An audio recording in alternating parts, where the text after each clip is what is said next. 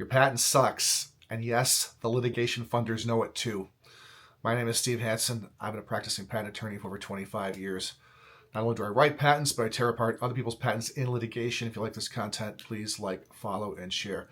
So, in the past year, I've had more than a couple of interactions with an inventor who has a brand shiny new patent and wants to enforce it, or maybe they've had it for a while, but they've got a patent and they're hell-bent on enforcing it and convincing me that it should be enforced. And when you don't have any resources to file a patent infringement case, which is extremely expensive, really you're left with using something called litigation funding. Now, this didn't even exist when I started practicing law, but basically these are companies that come in and they fund the expenses and some attorney's fees often for the case, and then they take a piece of the recovery. And so what's great about litigation funders is that they have made a lot of patent cases possible that would never have been brought without them. And so they have allowed people to monetize their patents who otherwise could not have ever monetized them. They're controversial and they're under attack in some quarters because the people who get sued would rather not see those cases get funded so they don't have to defend them.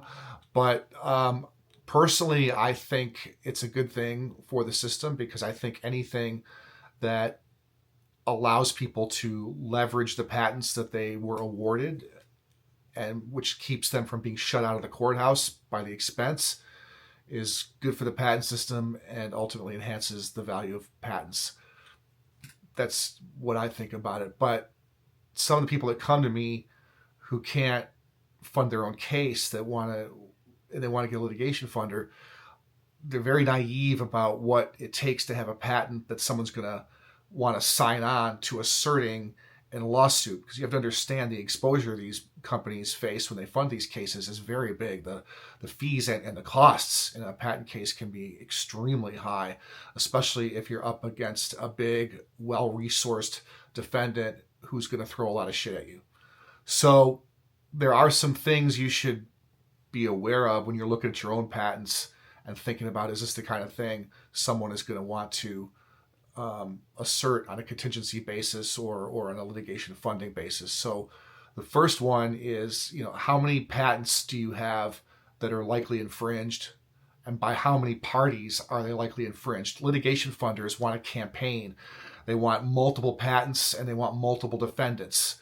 That way they can leverage the same sort of operative set of information into the greatest number of cases and the greatest possible recovery. That's what they're looking to do.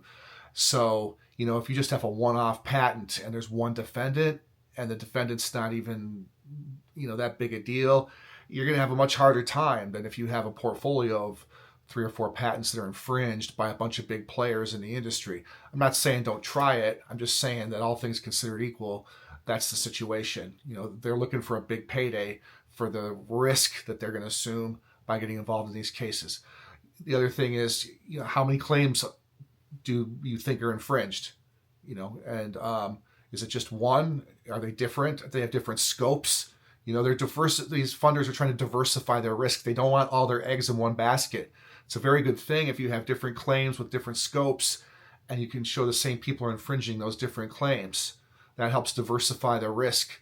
If it turns out that one claim or the other is wobbly from a claim construction perspective or from an invalidity perspective, something like that, that's really important. And one key thing when they're looking at this is, how long are the claims? How many elements are in them?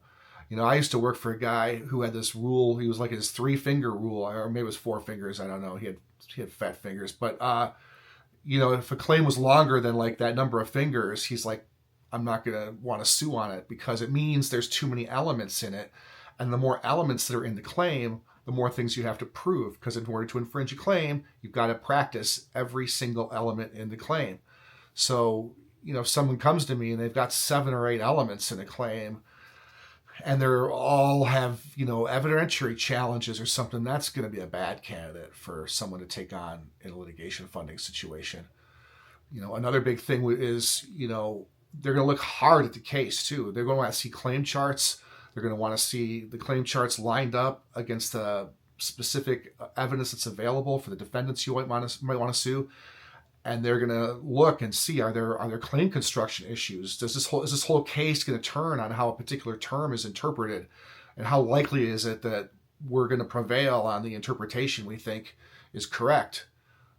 I was in one case that it really turned on one term, which was a sort of a bizarre word in some ways, that I heard in first year calculus in 1984, and I never heard it again. But it reared its ugly head in this case in a standard document used in the cell phone area. And unfortunately, we ultimately didn't win our claim construction, and we didn't win the case. So they're going to look for that kind of stuff. And another big key thing too, and this is where a lot of inventors really have a hard time, which is how well aligned is the infringement case with the invalidity case?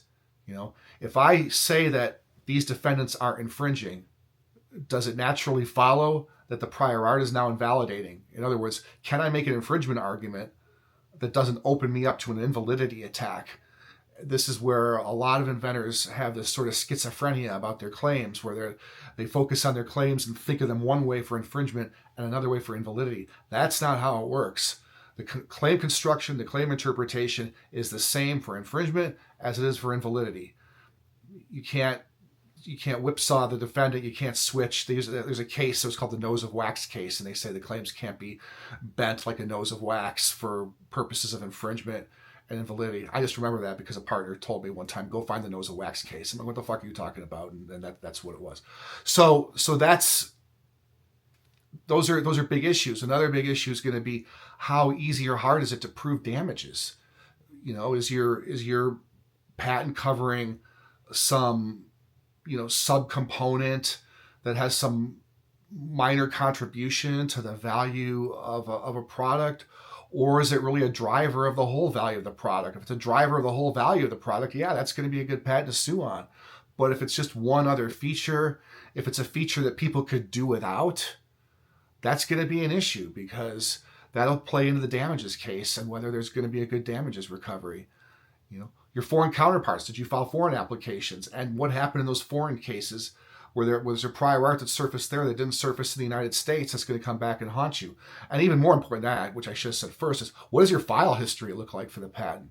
Is your file history just full of amendments and arguments that were made? Did you go round after round of office actions? If that's what you did, then you've created potentially all sorts of arguments that will be used to limit the claims, both from a claim construction perspective and from a doctrine of equivalence perspective. Because if you amended the claims or made arguments to distinguish the prior art, that's going to be held against you to limit the scope of equivalents that are available under the doctrine of equivalence. And, that will really make the case a lot less attractive. What people want to see when they're looking to fund a case is a really clean file history. They love a first allowance office action on the merits.